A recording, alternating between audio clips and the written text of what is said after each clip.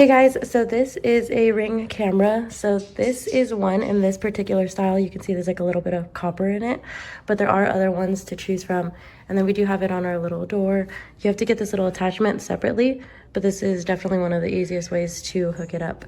So right here is the little doorbell. You can get an alert on your phone if somebody pushes it. You can also view it, like do a little live view. And if somebody's like at your door, you can see it, and you can also talk through the Ring camera as well. Or you can have it just muted the entire time. But you can definitely get the alerts through your phone, whether it's like just a motion detection, or if, like I mentioned, if somebody does ring the doorbell. It also does alert you too when you do get a package at the door as well.